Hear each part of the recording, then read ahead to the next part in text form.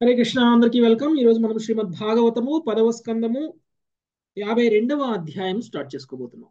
Okay, 51 అధ్యాయము successful గా complete చేసేసాము. ముచుకుందుడు గురించి విన్నాము. ముచుకుందుడు ఏ విధంగా దేవతలకు సహాయం చేశాడు, సహాయం చేయడం వల్ల ఆయన ఏ విధంగా వరాన్ని పొందాడు, ఆ వరం కారణంగా చక్కగా ఆయన నిద్రిస్తున్నప్పుడు ఏ విధంగా కాలయవనుడు ఆయన నిద్రని భంగం కలిగించేలా శ్రీకృష్ణ భగవానుడు ఎలా ఏర్పాటు చేసేశారు, ఆ కాలయవనుడు చేసినటువంటి నిద్రభంగం వలన ఏ విధంగా ముచుకుందుడి యొక్క దృష్టిపడి కాలయవనుని ఆ, భస్మం చేయడం జరిగింది. ఇదంతా కూడా మనం చూసాము. ఇక కాలయవనుడు ముచుకుందుడిని భస్మం చేసిన తరువాత తను శ్రీకృష్ణుడిని దర్శించుకున్నారు. ఏ విధంగా శ్రీకృష్ణ భగవానుడు దర్శనం ఇచ్చారు అనేటువంటిది కూడా చూసాం. ఆ దర్శనాన్ని చూసినటువంటి ముచుకుందుడి యొక్క అజ్ఞానం మొత్తం కూడా తొలగిపోయింది. భగవంతుణ్ణి ప్రార్థించారు. భగవంతుడిని ప్రార్థించారు. భగవంతుడు కూడా ఆయనకి నీకేం వరం కావాలో కోరుకో, నువ్వు నన్ను ప్రసన్నం చేసుకున్నావు కాబట్టి నీ ఏ వరమైనా నేను తీరుస్తాను అని అన్నారు.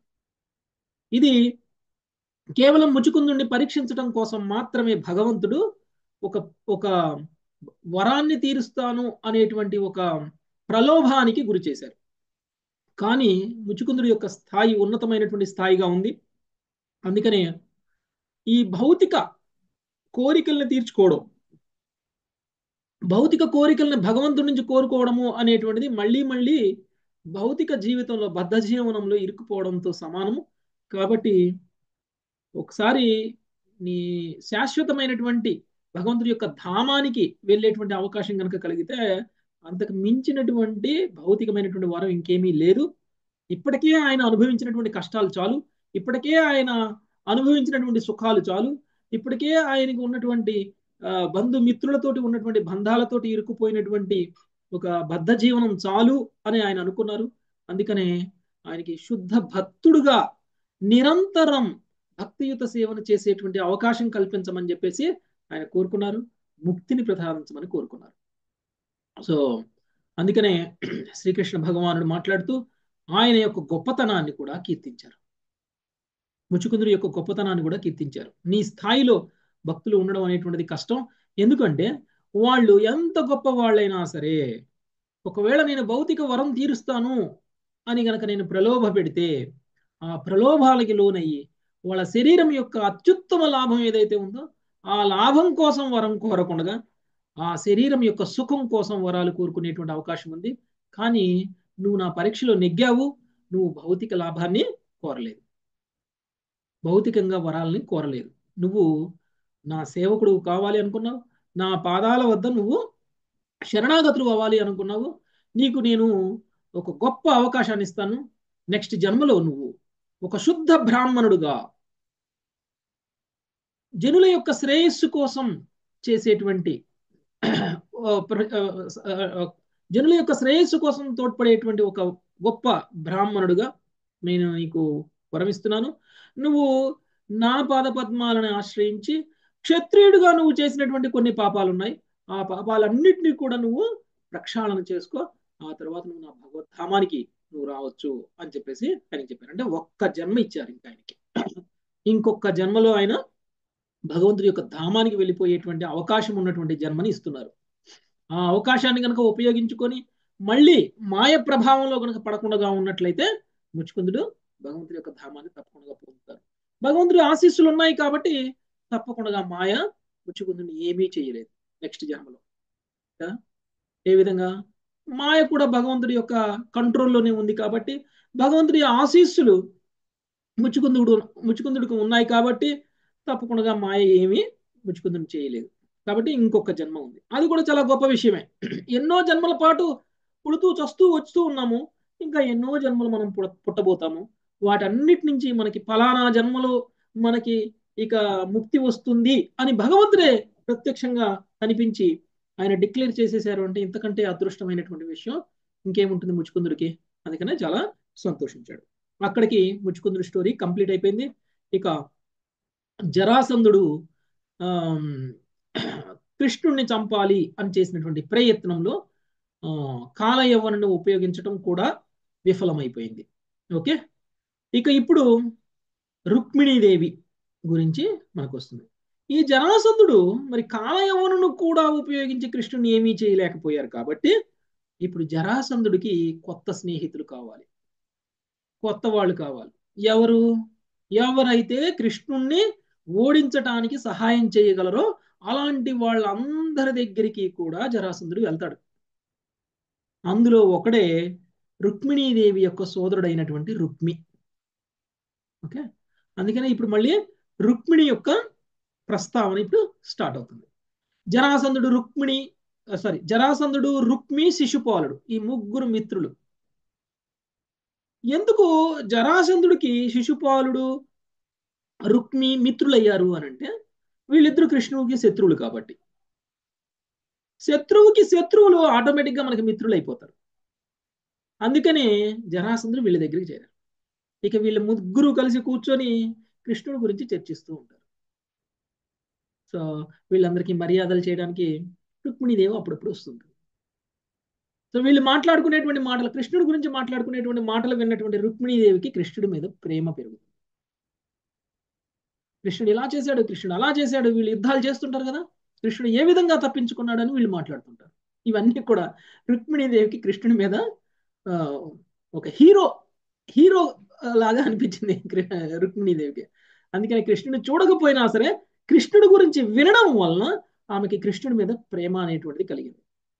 ఓకే, అంటే కృష్ణుడి గురించి వినడము అనేటువంటిది మనకి ఎలాంటి మార్పును తీసుకొస్తుందో చూడండి. శ్రవణం, రుక్మిణీదేవి కేవలం శ్రవణం చేసి కృష్ణుడిని పొందారు. కేవలం శ్రవణం, ఆమె చేసింది ఇంకేమి లేదు, కేవలం శ్రవణం. వీళ్ళు కృష్ణలీలలు చర్చిస్తున్నారు. పాపాత్ములైనటువంటి జరాసంధుడు, పాపాత్ముడైనటువంటి శిశుపాలుడు, లేకపోతే రుక్మి, వీళ్ళు కృష్ణలీలను చర్చిస్తున్నారు. ఆ కృష్ణలీలను విన్నటువంటి రుక్మిణీదేవి కృష్ణుడికే కృష్ణుడికే అత్యంత ప్రియమైనటువంటి భార్యగా ఆమె కృష్ణుడి పొందడం అనేటువంటిది జరిగింది. ఓకే, అది ఎలా జరిగింది అనేటువంటిది మనం చూద్దాం. ఈ రోజు మనం 52వ అధ్యాయంలో రుక్మిణీదేవి కృష్ణుడికి లవ్ లెటర్ రాశారు, ప్రేమలేఖ. అది ఏం రాశారు అనేటువంటిది మనం ఈరోజు చూడటానికి ప్రయత్నం చేద్దాం. ఓకే, మంజులత మాతాజీ ఒకసారి సమ్మరి చదవండి. హరే కృష్ణ ప్రభు, ధన్యవాదాలు. 82వ అధ్యాయము. శ్రీకృష్ణునికి రుక్మిణీదేవి సందేశమును పంపుట. బలరాముడు శ్రీకృష్ణుడు భయపడిన వారి వలె పరిగెడుచు ద్వారకకు వెడలిన విధము ఈ అధ్యాయమునందు వివరింపబడినది. పిదప శ్రీకృష్ణుడు రుక్మిణీదేవి సందేశమును బ్రాహ్మణుని వలన విని ఆమెను తన పత్నిగా ఎంచుకొనెను. శ్రీకృష్ణునిచే అనుగ్రహించబడిన మహారాజు ముచుకుందుడు ఆ దేవదేవునకు నమస్కరించి ప్రదక్షిణము కావించెను. పిదప అతడు గుహ నుండి బయటకు వచ్చి మానవులు, పశువులు, వృక్షలతాదులు తాను నిదురించిన సమయము కంటే అల్పమైనవిగా నున్నటును గాంచి కలియుగము ఆరంభమయ్యనని దాని వలన ఎరుగగలిగెను. ఆ విధముగా అతడు నిస్సంగుడై దేవదేవుడగు శ్రీహరికి ఆరాధింపదొడగెను. శ్రీకృష్ణుడు ఇంకను యవనసేనచే ముట్టడింపబడి ఉన్నట్టి మధురకు తిరిగి వచ్చి ఆ సేనను నశింపజేసి వారి సంపదను తీసుకుని ద్వారకకు బయలుదేరెను. అదే సమయమున జరాసంధుడు 23 అక్షౌహిణుల సేనతో రంగప్రవేశము చేసెను. అప్పుడు బలరామకృష్ణులు భయపడిన వారి వలె నటించుచు తమ సంపదను పడవేసి పరుగుదీసిరి. జరాసంధుడు వారి నిజమైన శక్తిని ఎరుగని వాడై వారి వెంటబడెను. రామకృష్ణులు చాలా దూరము పరిగెడిన వారై ప్రవర్షణ పర్వతమును చేరి దాని నదిరోహించిరి. వారు ఎక్కడో ఒక గుహలో దాగినారని భావించిన జరాసంధుడు వారి కొరకు అంతటను వెతికెను. వారిని కనుకొన జాలని వాడై అంతటా వాడు పర్వతమునకు అన్ని వైపుల నుండి నిప్పు పెట్టెను. పర్వత సానువుల యందలి వృక్షాదులు అగ్ని కీలలలో చిక్కుగొనగా కృష్ణ బలరాములు పర్వతపటం అంచు నుండి దుమికి నేలను చేరి జరాసంధునకు వారి అనుచరులకు కనబడక సముద్ర మధ్యమున గల ద్వారకకు చేరిరి. రామకృష్ణులు అగ్నిలో పడి మరణించి ఇందురని నిర్ణయించుకొనిన జరాసంధుడు సైన్యముతో పాటు తన రాజ్యమునకు వెడలిపోయెను. ఈ సమయమున పరీక్షిన్ మహారాజు ఒక ప్రశ్న నడుగక దానికి సమాధానముగా శుకదేవ గోస్వామి రుక్మిణీ కృష్ణుల వివాహ వృత్తాంతమును వివరింపనారంభించెను. విదర్భరాజగు భీష్మకుని పుత్రికయగు రుక్మిణీదేవి శ్రీకృష్ణుని రూప బల గుణాదులను గురించి విని అతడే తనకు తగిన భర్తయని నిర్ణయించుకొనెను. శ్రీకృష్ణుడు కూడా ఆమెను వివాహమాడగోరెను. శ్రీకృష్ణునితో ఆమె వివాహమును ఇతర బంధువులు ఒప్పుకొనినప్పటికీ రుక్మిణి సోదరుడైన రుక్మి కృష్ణుని ఎడ ద్వేషముతో తన సోదరి అతనిని వివాహమాడుటను అడ్డగించెను. పైగా ఆమె శిశుపాలుని వివాహము చేసుకొనవలనని అతడు కోరెను.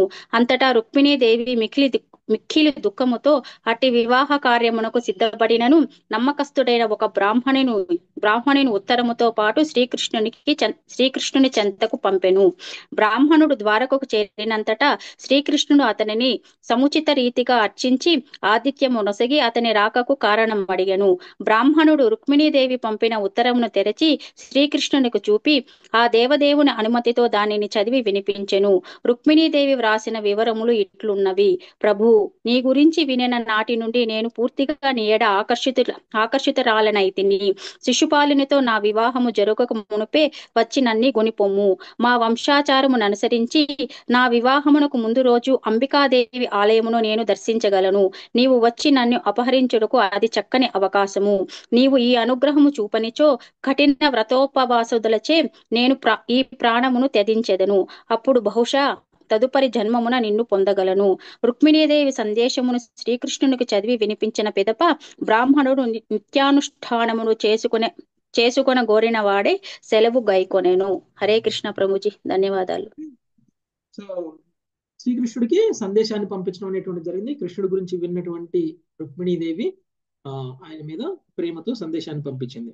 ఓకే, డీటెయిల్ గా మనము ఒక్కొక్క శ్లోకంలో ఏం జరిగిందో చూద్దాం. ఉషశ్రీ మాతాజీ. శ్రీ శుక ఉవాచ. హరే కృష్ణ ప్రభుజీ. శ్రీ శుక ఉవాచ. తం సోనుగ్రహీతోంగా కృష్ణేనేక్ష్వాకునందనః. ఇత్థం సోనుగ్రహీతోంగా కృష్ణే నేక్ష్వాకునందనః. తం పరిక్రమ్య సన్నమ్య నిశ్చక్రామ గుహాముఖాత్. తం పరిక్రమ్య సన్నమ్య నిశ్చక్రామ గుహాముఖాత్. ప్రభుపాదుల వారి భావము. సుఖదేవ గోస్వామి పలికెను: రాజా, ఆ విధముగా శ్రీకృష్ణునిచే అనుగ్రహింపబడిన వాడే ముచుకుందుడు ఆ దేవదేవునకు ప్రదక్షిణము కావించి నమస్కరించెను. ఇక్ష్వాకు వంశజుడగు ఆ రాజు పిదప గుహ నుండి బయటకు వచ్చెను. హరే కృష్ణ ప్రభుజీ, ధన్యవాదాలు. కృష్ణుడు అనుగ్రహం చూపించారు ముచుకుందుడి మీద. అందుకనే ఆయనకి నెక్స్ట్ జన్మలో నువ్వు ఒక గొప్ప బ్రాహ్మణుడిగా మళ్ళీ జన్మ తీసుకోగలవు, ఆ తర్వాత నువ్వు ముక్తిని సాధించగలవు అని చెప్పారు. సో ఆ అనుగ్రహాన్ని పొందిన వెంటనే భగవంతుడికి ప్రదక్షిణం చేసేసి ఆ గుహలో నుంచి బయటికి వచ్చేశారు ముచుకుందుడు. ఓకే, నెక్స్ట్ రెండవ శ్లోకం. రామారావు ప్రభుజీ. హరే కృష్ణ. హరే కృష్ణ. సంవీక్ష క్షుల్లకాన్మర్త్యాన్ పశూన్ వీరుధ్వనస్పతీన్. సంవీక్ష క్షుల్లకాస్మర్త్యాన్ పశూన్ వీరుధ్వనస్పతీన్. మత్వా కలియుగం ప్రాప్తం జగామాదిశమత్తరాం. మత్వా కలియుగం ప్రాప్తం జగామదిశముత్తరాం. హరే కృష్ణ ప్రభుజీ. మానవులు, పశువులు, వృక్షములు, లతలు మున్నగునవి అత్యల్ప ప్రమాణం కలివిగా అవుటగాంచి కలియుగము అర్ధించినని ఎరిగిన వాడై ముచుకుందుడు ఉత్తర దిక్కుగా వెళ్ళను. భాష్యము. ఈ శ్లోకమున పలు ముఖ్యమైన పదములు కలవు. క్షుల్లక అను పదమునకు సంస్కృత నిఘంటువు అల్పము, చిన్నవి, పుట్టివి, అధమము, దుర్బలము, పేద, దుష్టము, అపకార బుద్ధిని విసర్జింపబడినవి, క్రూరము, పీడితము, దుఃఖితము మున్నగు అర్థములను వసును. ఇవన్నీ కలియుగ లక్షణములు. ఈ గుణములు ఈ యుగమునందరి మానవులకు, పశువులకు, లతలకు, వృక్షములకు అన్వయించును. మనలను మన చుట్టూ గల వాతావరణం గాంచి ముగ్ధులమయ్యేది మనము పూర్వకాలమున జనులకు లభ్యమైనటువంటి మహోన్నత సౌందర్యమును, జీవన పరిస్థితులను కేవలం అంచనా వేయగలము. జగామ దిశముత్తరాం, అతడు ఉత్తర దిక్కుగా వెళ్ళను అను రెండవ పద్య పాద ఖండమును ఈ విధంగా అర్థం చేసుకొనవచ్చును. భారతదేశమున ఉత్తరముగా ప్రయాణించినప్పుడు ప్రపంచములోకెల్లా ఉన్నతమైన హిమాలయములను చేరవచ్చును. నేటికి అతడ సుందరమైన పర్వత శిఖరములు, లోయలు ఉన్నవి. తపస్సుకు, ధ్యానమునకు ఉపయుక్తముగా ఆశ్రమములు అతడ కలవు. ఈ విధముగా వైదిక సంస్కృతి యందు ఉత్తర దిక్కుగా తనుట అనునది సాధారణ సంఘము యొక్క సౌకర్యములకు త్యజించి హిమాలయములకు వెడలి ఆధ్యాత్మికోన్నత కొరకై తపస్సును చేపట్టుటకు సూచించును. హరే కృష్ణ ప్రభుజీ. సో ముచ్చుకుందుడు ఎప్పుడైతే బయటకు వచ్చేసాడో కొండ గుహలోంచి బయటకు వచ్చి చూడగానే అక్కడ ఉన్నటువంటి చెట్లు ఇవన్నీ కూడా వృక్షాలు ఇవన్నీ కూడా తను నిద్రించినటువంటి సమయం ఎంతైతే ఉందో ఎన్ని సంవత్సరాల పాటు నిద్రించాడో అన్ని సంవత్సరాల కంటే కూడా తక్కువ వయసు కలిగినటువంటి చెట్లే కనిపిస్తున్నాయి. అంటే చాలా చిన్న చెట్లు అన్నమాట. తను నిద్రించినంత సమయం అంత వయసు కూడా ఆ చెట్లకి లేదు. ఓకే, అంటే పాత చెట్లన్నీ పోయాయి, కొత్త చెట్లన్నీ వచ్చేసాయి. నిద్రించక ముందు ఉన్న చెట్లు ఇప్పుడు లేవు. అందుకనే ఇక్కడ ఉన్న చెట్లన్నీ కొత్తగా కనిపిస్తున్నాయి. కాబట్టి నేను నిద్రించక ముందు ఉన్నటువంటి చెట్లు లేవు, నిద్రించి లేచిన తర్వాత ఏవైతే చెట్లు ఉన్నాయో నా నిద్రాకాల సమయం ఎంత వయసు ఉందో, ఎంత సమయం ఉందో అంత వయసు కూడా లేనటువంటి, అంటే చాలా కాలం గడిచిపోయింది అని అనుకున్నాడు. ఈ చాలా కాలం ఎంత గడిచిపోయింది? ఇంకా కలియుగ ఆరంభం అవడానికి సిద్ధమైపోయింది. సో అంత ఇదిగా ఉంది. సో కాబట్టి ఇప్పుడు ఈయన నెక్స్ట్ కర్తవ్యం ఏమిటి అని అంటే ఆధ్యాత్మిక సాధన చేయాలి. ఇప్పుడు ఇంతకాలం నిద్రపోయాడు. ఓకే, ఇప్పుడు తను ఆధ్యాత్మిక సాధన చేయాలి. అందుకని ఆయన ఉత్తర దిక్కుగా ప్రయాణం చేయడం అనేటువంటిది చేశారు. యాక్చువల్గా ఆధ్యాత్మిక సాధన చేయాలి అనుకున్నటువంటి ప్రతి ఒక్కళ్ళు కూడా వాళ్ళు చేయాల్సినటువంటిది ఏమిటి? ఇల్లు వదిలేసి వానప్రస్థం తీసుకోవాలి. వానప్రస్థం తీసుకునేటువంటి వ్యక్తి ఎటువైపు వెళ్ళాలి? ఏ ఊరు వెళ్ళాలి? ఏ అడవులకి వెళ్ళాలి? ఎక్కడికి వెళ్ళాలి అని అంటే నువ్వు ఎక్కడికైనా వెళ్ళు, కానీ నీ నీ ప్రయాణం డైరెక్షన్ ఉత్తర దిక్కుగా ఉండాలి. ఓకే, ఉత్తర దిక్కుగా మనం ఉన్నటువంటి ప్రదేశాన్ని నుంచి ఉత్తర దిక్కుగా మనం ప్రయాణం చేయాలి. అప్పుడే మనకి ఆధ్యాత్మికంగా పురోగమించడానికి అనువైనటువంటి ప్రదేశాలు ఉత్తర దిక్కులో ఉన్నాయి. ఉదాహరణకి తపస్సులు చేసేటువంటి యోగులు వీళ్ళందరూ కూడా ఉత్తర దిక్కుకు వెళ్తారు. ఎక్కడికి వెళ్తారు వీళ్ళు? హిమాలయాలకి వెళ్తారు. హిమాలయాలకి అక్కడికి వెళ్తారు. ఇంకొకటి మీరు కపిల భగవానుడిని చూసినా కానీ, లేకపోతే కపిల భగవానుడి యొక్క తండ్రి కర్దమముని చూసినా కానీ వాళ్ళు ఎటువైపు వెళ్ళారు? వాళ్ళు అందరూ ఉత్తర దిక్కు. కపిల భగవానుడు కూడా ఫస్ట్ ఉత్తర దిక్కుకి వెళ్ళి అక్కడి నుంచి మళ్ళీ డైరెక్షన్ మార్చి ఎక్కడికన్నా వెళ్ళారేమో కానీ ఉత్తర దిక్కు వైపుకే వెళ్ళారు ఫస్ట్. వెళ్ళడం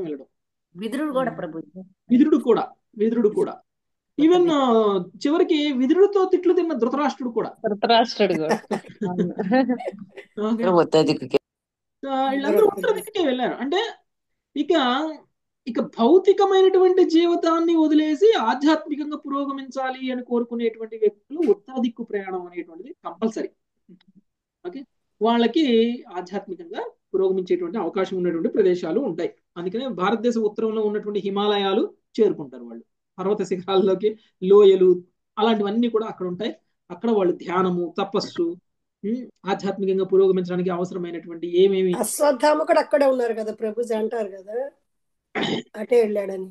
ఏమో మాతాజీ నేను చూడలేదు. ఓకే, హిమాలయాలకు వెళ్ళి ఆధ్యాత్మిక ఉన్నతి కోసం వాళ్ళు ప్రయత్నం చేస్తారు. నెక్స్ట్ 3వ శ్లోకం ఇందుమతి మాతాజీ. తపశ్రద్ధాయుతో ధీరో నిస్సంగో ముక్త సంశయః. తపశ్రద్ధాయుతో ధీరో నిస్సంగో ముక్త సంశయః. సమాధాయ మన కృష్ణే ప్రావిశద్గంధమాదనం. సమాధాయ మనస్కృష్ణే ప్రావిశద్గంధమాదనం. నిస్సంగుడు, సంశయదూరుడు, గంభీరుడు నైనా ఆ రాజు తపస్సునందు శ్రద్ధగలవాడై మనసును కృష్ణుని యందు సంలగ్నమునర్చి గంధమాధవ పర్వతమును చేరెను. భాష్యము. గంధమాధవమనడి నామము రమ్యమైన సుగంధమయ ప్రదేశమును సూచించును. నిస్సందేహముగా గంధమాధవ పర్వతము అడవి పూలు, తేనె సుగంధముతోనూ ఇతర సహజ సువాసనలతోనూ నిండి ఉండెను. హరే కృష్ణ ప్రభు. నిస్సంగుడు, సంశయ దూరుడు, గంభీరుడు అయినటువంటి ఆ రాజు తపస్సునందు శ్రద్ధ కలవాడై మనస్సును కృష్ణుని యందు సంలగ్నమునర్చి గంధమాధవ పర్వతమును చేరును. ఓకే, సో చాలా ఇంపార్టెంట్ ఏంటంటే ఈయన ఏం చేయబోతున్నాడు?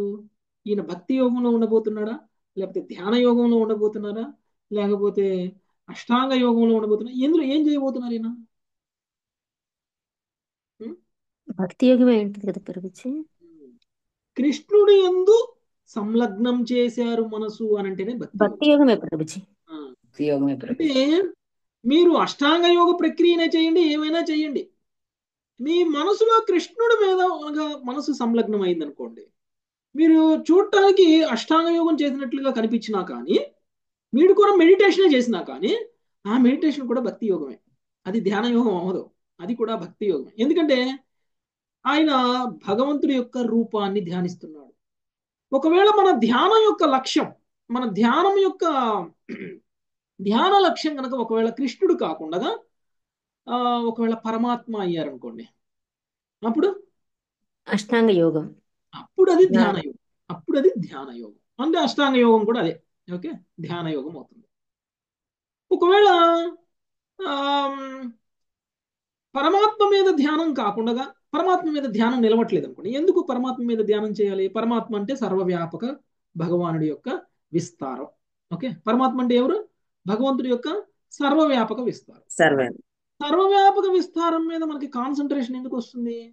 రాదు. కాబట్టి మరి భగవంతుడిని మనము మన హృదయంలో ప్రతిష్ఠించుకొని భగవంతుడి మీదనే మనం ధ్యానం చేయలేనటువంటి స్థితిలో ఉన్నాం. కాబట్టి ఒకవేళ మనకు అలాంటి కాన్సన్ట్రేషన్ రానప్పుడు మనం ఏం చేస్తాము అని అంటే, మనం ధ్యాన లక్ష్యాన్ని మార్చేస్తాం. ఓకే, ధ్యాన లక్ష్యాన్ని మార్చి విరాట్ రూపం మీద ధ్యానం చేయాలి. మనకి 3వ స్కందంలో వస్తుంది, మనకి కపిల భగవానుడు చెప్తారు. ఓకే, సో ఎవరైతే భగవంతుడి యొక్క పరమాత్మ రూపం మీద లేదా భగవంతుడి రూపం మీద ధ్యానం చేయడం వాళ్ళ యొక్క మనసు లగ్నం చేయలేకపోతారో, అలాంటి వ్యక్తులు వాళ్ళ ధ్యాన లక్ష్యాన్ని మార్చి విరాట్ రూపం మీద ధ్యానం చేయాలి. ఓకే, విరాట్ రూపం మీద ధ్యానం చేస్తే, పరమాత్మ మీద ధ్యానం చేస్తే, భగవానుడి మీద ధ్యానం చేస్తే ఒకే లక్ష్యాన్ని వాళ్ళు పొందగలుగుతారా? లేదు ప్రభుజీ. వేరు వేరు లక్ష్యాలను పొందగలుగుతారు. వేరు వేరు లక్ష్యాలను పొందగలుగుతారు. అంటే మనం చేసేటువంటి సాధన బట్టి మనకు వచ్చేటువంటి లక్ష్యం.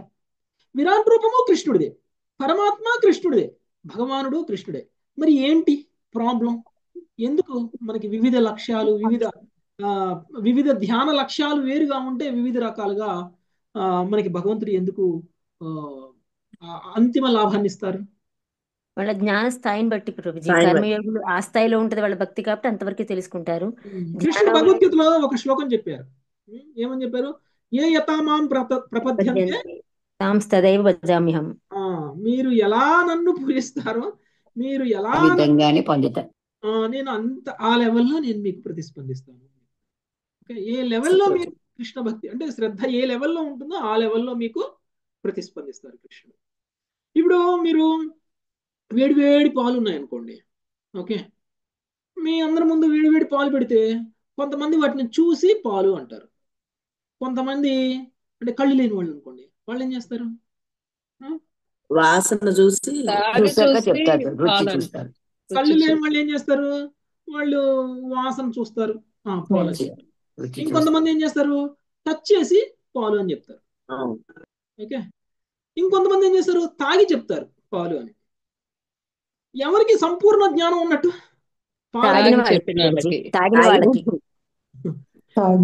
చూసి చెప్పిన వాడికి పాలు చల్లగా ఉన్నాయా వేడిగా ఉన్నాయా అని ఏం తెలియదు. ఓకే, పాల గురించి పూర్తి జ్ఞానం రాదు.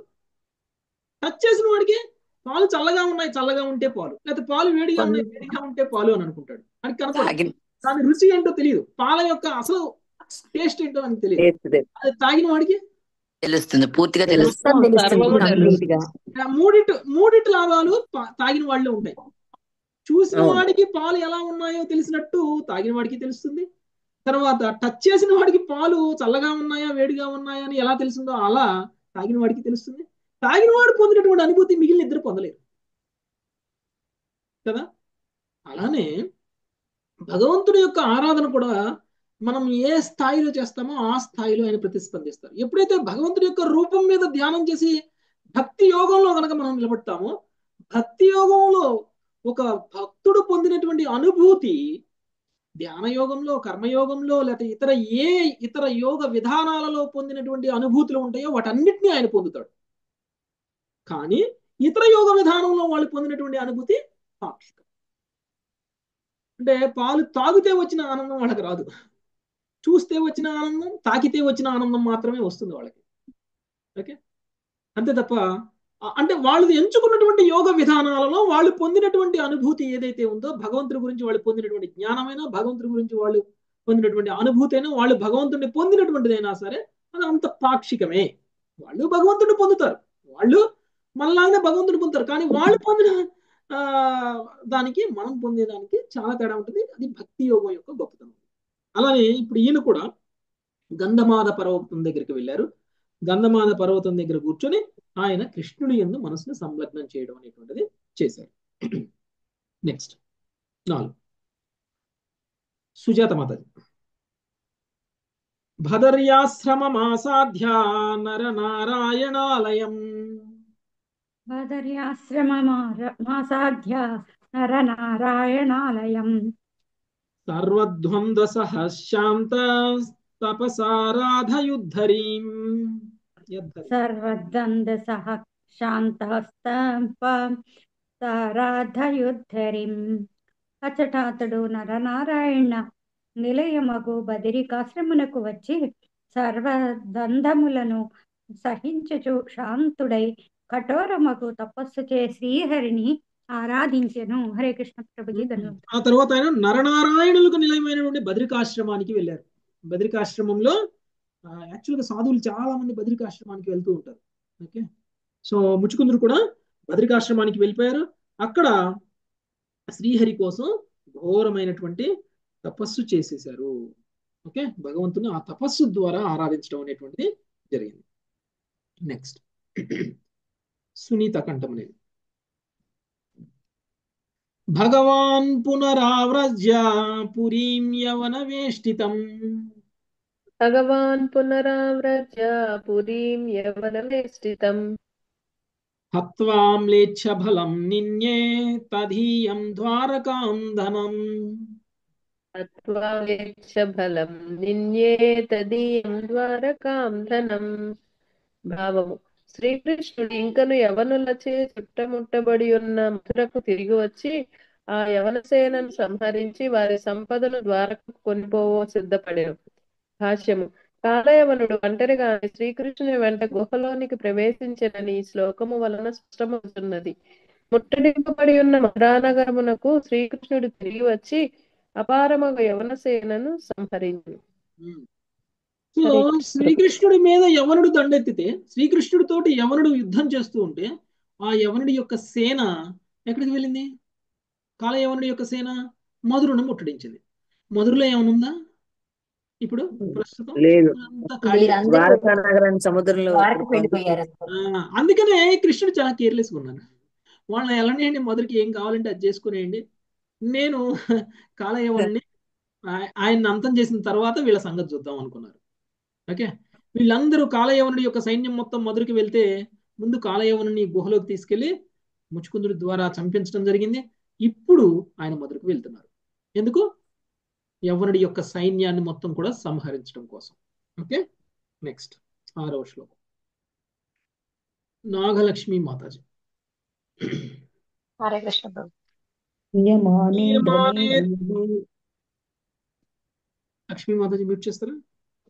నియమానే ధనే గోభిర్నృభిశ్చాచ్యుత చోదితై నియమానే ధనే గోభిర్విచ్యాచ్యుత చోదితై అజగామజరాసంధస్త్రయోవింశత్యనీకపః అజగామజరాసంధస్త్రయోవింశత్యనీకపః. ఆ సంపదను శ్రీకృష్ణుని నిర్దేశంలో ఎడ్లచే మనుషులచే తరలించుచుండగా జరాసంధుడు 23 అక్షోహిణుల సేనకు అధిపతి రూపమున ఎదుట నిలిచెను. హరే కృష్ణ. శ్రీకృష్ణుడికి పెద్ద విషయం కాదు ఈ కాలయవనుడి యొక్క సైన్యం మొత్తాన్ని చంపేయడం అనేటువంటిది, పెద్ద విషయం ఏం కాదు. ఎప్పుడైతే ఈయన కాలయవనుడి యొక్క సైన్యం మొత్తాన్ని చంపేశారో వాళ్ళ దగ్గర ఉన్నటువంటి అంతా కూడా, వాళ్ళ రథాలు, వాళ్ళ యొక్క సంపద, వాళ్ళ యొక్క కిరీటాలు, వాళ్ళకు ఉన్నటువంటి అన్ని ఏవైతే ఉంటాయో విలువైనటువంటి అన్ని కూడా ఆయన ద్వారకకి తీసుకెళ్ళడానికి ప్రయత్నం చేస్తున్నారు కదా. గెలిచిన రాజువే కదండి మొత్తం సంపద అంతా కూడా. సంపద, ఓడిపోయినటువంటి రాజు యొక్క సంపద మొత్తం మీద అధికారం గెలిచినటువంటి రాజుకే ఉంటుంది. కాబట్టి ఇక్కడ కృష్ణుడు బలరాముడు గెలిచారు కాబట్టి ఆ సంపద మీద కూడా అధికారం వాళ్ళకే ఉంటుంది. ఆ సంపదను తీసుకొని వాళ్ళు ద్వారకకి వెళ్ళేటువంటి ప్రయత్నం చేస్తుంటే 23 అక్షోహిణుల సైన్యంతో జరాసంధుడు శ్రీకృష్ణుని వెంబడించడం అనేటువంటిది జరిగింది. 23 అక్షోహిణులు. ఇంతకుముందు ఎన్ని అక్షోహిణులు మాత్రం గుర్తుందా? ప్రతిసారి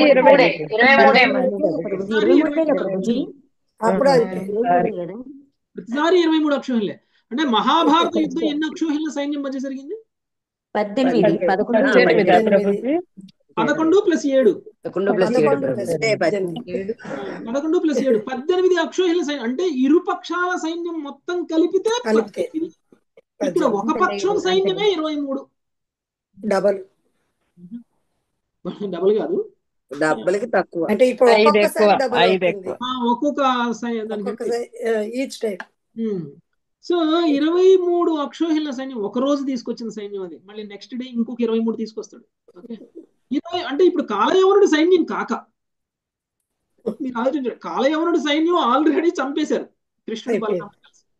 ఇప్పుడు కొత్తగా ఇంకో 23 అక్షోహిల సైన్యంతో జరాసంధుడు కృష్ణుడు వెంట కొడుతున్నాడు. ఓకే, 23 అంకె నచ్చిందేమో ప్రభు. 23 హరే కృష్ణ ప్రభుజీ. అంటే ఇప్పుడు మహాభారత యుద్ధం జరిగినప్పుడు అది కురుక్షేత్రం రెడ్గా అయిపోయిందని చెప్పారు కదా ప్రభుజీ, అంత సైన్యానికి. మరి కృష్ణుడి చంపింది ఎక్కడ ప్రభుజీ వీళ్ళంతా? తెలియదు మాధవి, వస్తుంది, వెయిట్ చేయండి. ఓకే, హరే అక్కడ కృష్ణ. చదువుతాం మనం, అదంతా చదువుతాం. 11th క్యాంటీలో వస్తుంది. ఓకే, నెక్స్ట్ 7వ శ్లోకం. సర్వారాధ్య మాతాజీ. హరే కృష్ణ ప్రభు. లోక్యవేఘరభసం రిపు సైన్యస్య మాధవౌ లోక్యవేగరవసం రిపు సైన్యస్య మాధవౌ మనుష్యచేష్టామాపన్నౌ రాజన్ దుర్ధృతం. మనుష్యచేష్టామాపన్నౌ రాజం దుర్ధృతం. రాజా, శత్రుసేన యొక్క దారుణమగు వేగమును గాంచిన వారై మాధవులు ఇరువురు మనుష్య నైజమును అనుకరించుచు వేగముగా పరుగుదీసిరి. మాధవులు ఇరువురు అంటే మాధవుడు ఒక్కడా? బలరామకృష్ణుడు అంటే కృష్ణుడికి బలరాముడికి తేడా లేదు. అర్థమైందా? కృష్ణుడు మాధవుడు అయితే బలరాముడు కూడా మాధవుడే. బలరాముడు కూడా స్వయంగా భగవంతుడి యొక్క విస్తారమే. కాబట్టి కృష్ణుడికి బలరాముడికి ఏమీ తేడా లేదు. శత్రుసేన యొక్క దారుణమగు వేగమును గాంచిన వారై మాధవులు ఇరువురు కూడా మనుష్య నైజమును అనుకరించుతూ వేగంగా పరుగు తీశారు. మనుషుల్లాగా అంటే డ్రామా చేస్తున్నారు, పారిపోతారు. అంతమంది సైన్యాన్ని చంపారు. ఇంతకు ముందు కూడా చాలా సార్లు దండెత్తి వస్తే 23 అక్షోహిల సైన్యాన్ని చాలా జస్ట్ వాకింగ్ కి పోయి వచ్చినట్టు పోయి వచ్చి చంపేశారు. మరి వాళ్ళకి ఇప్పుడు జరాసంధుడు తీసుకొచ్చినటువంటి 23 అక్షోహిల సైన్యాన్ని చంపడం పెద్ద విషయం వాళ్ళకి? అంటే శత్రువుల్ని జయించాలి అని అంటే శత్రువుల ముందు మన పూర్తి శక్తిని మనం ప్రదర్శిస్తే మనం శత్రువుల ముందు జయించలేము. మన శక్తి సామర్థ్యాలకు వాళ్ళు అంచనా వేయినటువంటి విధంగా మనం డ్రామా చేయాలి. మనకున్న పూర్తి శక్తిని మనం ప్రదర్శించకూడదు. శత్రువుల్ని జయించడానికి రహస్యం అది. ఓకే, వాళ్ళు మనల్ని అండర్ ఎస్టిమేట్ చేయాలి. ఓకే, మన శక్తిని వాళ్ళు అర్థం చేసుకోనంత విధంగా మనం డ్రామా చేయాలి. అప్పుడు వాళ్ళు మనకున్నటువంటి శక్తిని ఎదుర్కొనేటువంటి ప్రిపరేషన్ వాళ్ళు చేయలేరు. మనకి ఇంత శక్తి ఉంది, అంత శక్తి ఉంది, ఇలా చేస్తాం అలా చేస్తాం అనేటువంటి విషయం వాళ్ళకి ముందే తెలుసు అనుకోండి. వాళ్ళు ఏం చేస్తారు? వాళ్ళు ఫుల్ ప్రిపేర్డ్ గా వచ్చి ఆక్రమిస్తారు. కృష్ణుడు ఇలా చేస్తే నేను ఎలా ఉండాలి అని వాళ్ళు ముందే అనుకుంటారు. కృష్ణుడు పారిపోతాడు అనేటువంటి విషయం కూడా వాళ్ళు ఆలోచించలేదనుకోండి. కృష్ణుడు పారిపోతే ఏం చేయాలో అప్పుడు వాళ్ళకి అర్థం కాదు. ఓకే, కృష్ణుడు పారిపోయి ఏం చేస్తారు అనేటువంటి విషయం కూడా వాళ్ళకి అర్థం కాదు. అంటే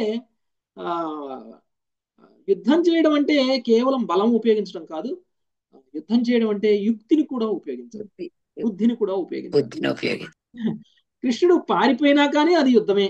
మనం పారిపోతే యుద్ధం కాదేమో, కృష్ణుడు పారిపోయినా కానీ యుద్ధమే. అందుకనే కృష్ణుడికి ఇంకొక పేరు ఉంది. ఏంటి?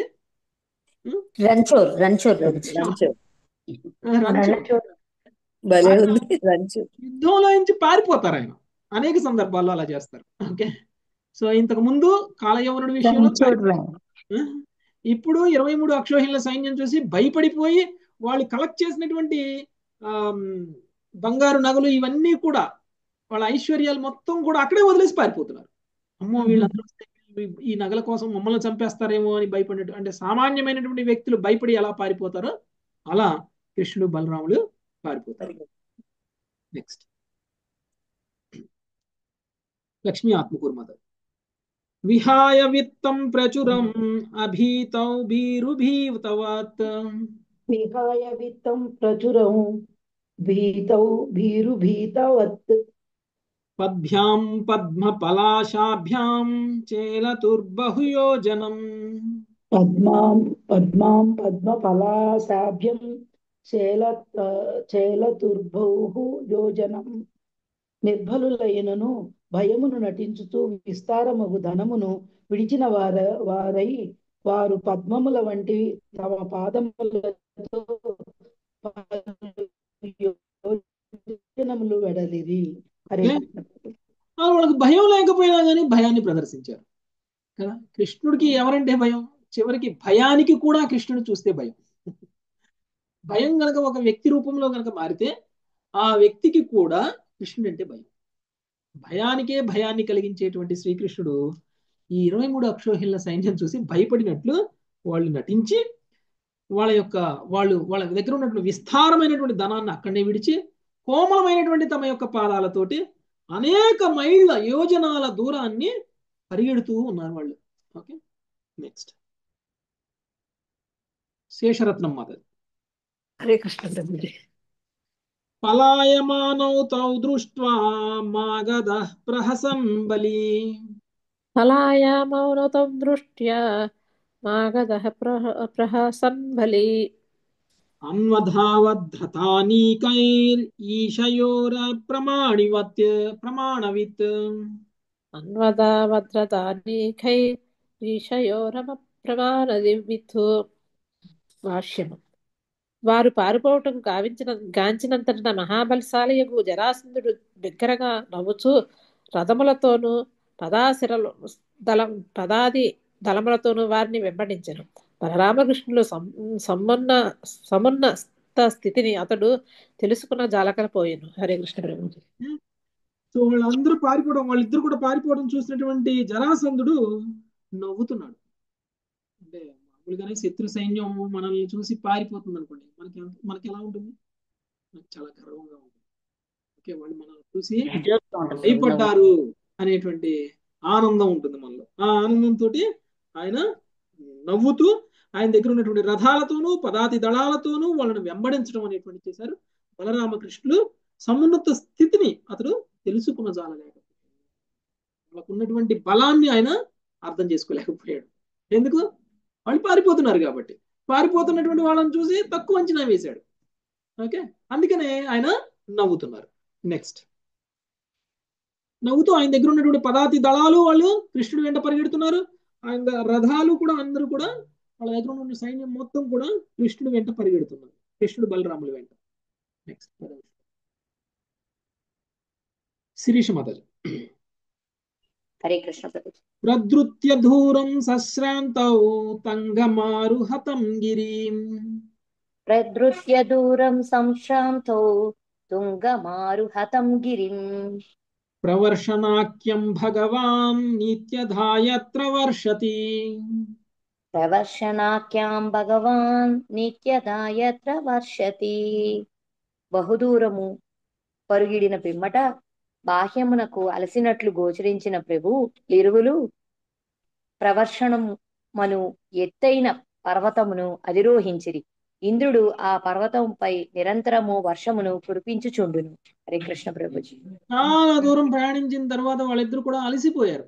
ఓకే, బయటికే అలా కనపడుతున్నారు అలసిపోయినట్టు. నిజానికి వాళ్ళు అలసిపోలేదు. వాళ్ళకేం అలసట అనేటువంటిది ఉండదు. అలసిపోయినట్లు బయటకు ప్రదర్శిస్తూ వాళ్ళిద్దరూ కూడా ఎత్తైనటువంటి పర్వతం, ఆ పర్వతం పేరు ప్రవర్షణము అనేటువంటి పర్వతం. ఓకే, ఆ పర్వతాన్ని ఎక్కేశారు.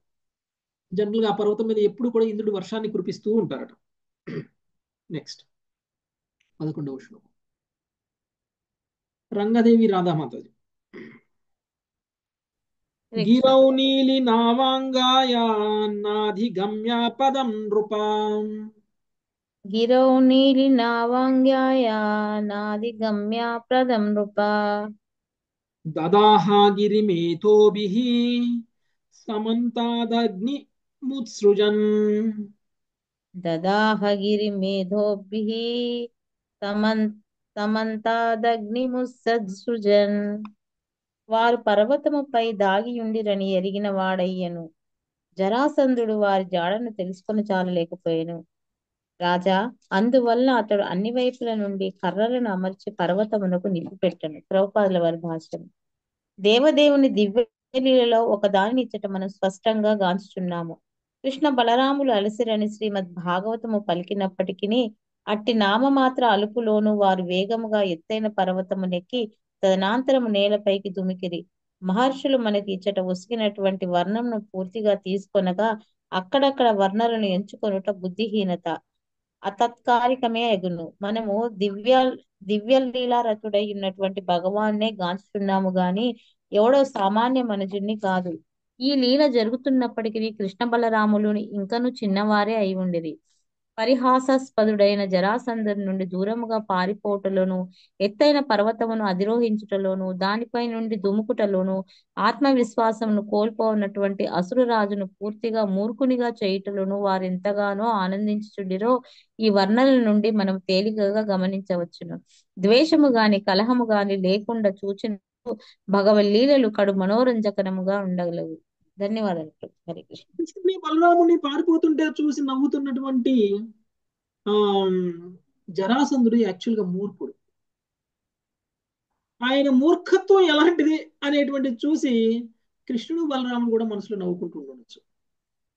ఎందుకంటే అలసిపోయినటువంటి వ్యక్తి, పరిగెడుతూ పరిగెడుతూ అలసిపోయినటువంటి వ్యక్తి పర్వతాన్ని అవలీలగా ఎక్కగలుగుతారా? అస్సలు ఎక్కలేరు, ఆయాసపడతారు. మరి అలసిపోయి వీళ్ళు ఇక్కడ ఈ పర్వతంలో ఎక్కడో దాక్కున్నారు అని ఆలోచించేటువంటి జరాసంధుడు మూర్ఖుడా లేకపోతే తెలియగలవాడా? ఎంత ఎంత కృష్ణ బలరాములు చూసి నవ్వుతున్నప్పటికీ ఆ మూర్ఖత్వాన్ని వాళ్ళు బయట పెట్టేశారు, జరాసంధుడి యొక్క మూర్ఖత్వాన్ని. కృష్ణ బలరాములు అలసిపోయినట్లయితే వాళ్ళు చకచక చకచక కొండ పైకి ఎక్కలేరు క్షణాలలో. అక్కడి నుంచి మళ్ళీ జరాసంధుడి సైన్యం కొండ చుట్టూ ముట్టే లోపలనే కొండ మీద నుంచి అవతల పక్కకి దూకేయడం జరిగి ఉండేది కాదు. కొండకి యువతల పక్కల నుంచి కొండకి అవతల పక్కకి దూకేశారు. ఇది జరాసంధుడి యొక్క సైన్యం కొండను చుట్టుముట్టక ముందే జరిగిపోయింది. ఇది ఎక్కడము దూకటం. అంత స్పీడ్ గా వాళ్ళు ఎక్కగలిగారు, అంత స్పీడ్ గా ఎక్కారు, అంత స్పీడ్ గా దూకేశారు. అలాంటి శక్తి సామర్థ్యాలు కలిగినటువంటి వ్యక్తిని ఏమీ శక్తి లేని వాళ్ళ పారిపోతున్నాడు అని అనుకున్నటువంటి జరాసంధుడు మూర్ఖుడు. అదన్నమాట. అందుకని జరాసంధుడు ఏం చేసేసాడు, ఈ పర్వతంలో ఎక్కడో దాక్కున్నాడు, వీళ్ళు బాగా అలసిపోయారు, ఈ పర్వతం దాటి పోలేరు, పర్వతం పూర్తిగా కూడా ఎక్కలేరు అని చెప్పేసి పర్వతం చుట్టూ కూడా సైన్యాన్ని పెట్టి, పర్వతం చుట్టూతా కూడా కర్రలను పెట్టి మొత్తం పర్వతంలో ఉన్నటువంటి అడవి మొత్తాన్ని కూడా కాల్చివేసేసారు. ఓకే, ఏ విధంగా అయితే కలుగులో ఉన్నటువంటి ఎలుకను బయటికి తీసుకురావాలంటే ఏం చేస్తాం? బయటికి తీసుకురావాలంటే అలానే చేస్తాం కదా, అలాగనమాట. సో ఇప్పుడు అడవి మొత్తం కాలిపోయింది అనుకో, ఏం చేస్తారు వీళ్ళు? అడవిలో ఉంటే వీళ్ళు చచ్చిపోతారు. చచ్చిపోకుండా ఉండాలంటే వీళ్ళు ఆ అడవిలోంచి బయటికి రావాలి. బయటకు వస్తే జరాసంధులు వాళ్ళని చంపేయచ్చని ఆలోచిస్తున్నారు. నెక్స్ట్ 12వ శ్లోకం.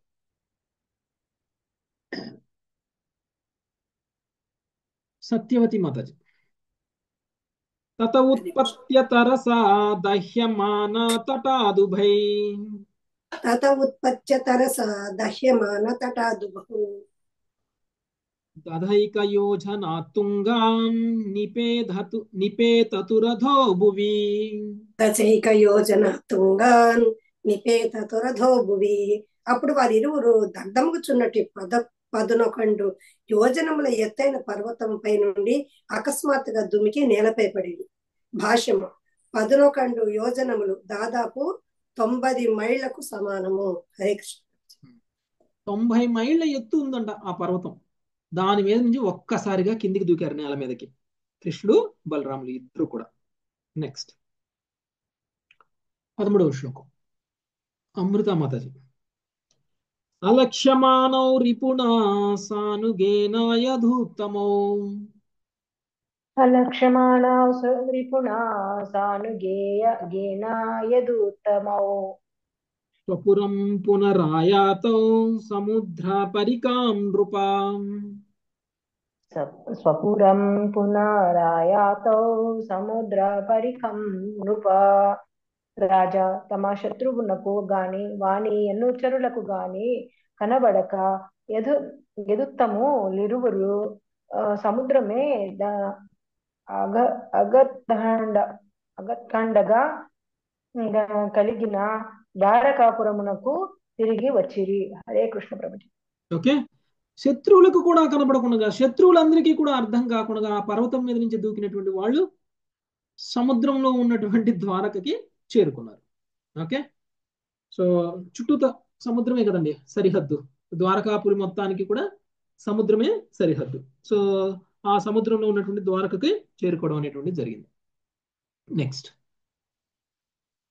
శోభారాణి మాతాజీ. హరే కృష్ణ ప్రభుజీ, దండవత్. శోపి దగ్ధా వితిమృషా మన్వానో బలకేశవో సోపి దగ్ధ వితి మృషా మన్వానో బలకేశవౌ బలమాకృష్య సుమహన్ మగధాన్ మాగధో యయో బలమాకృష్య సుమహ మగధాను మాగధో యయౌ.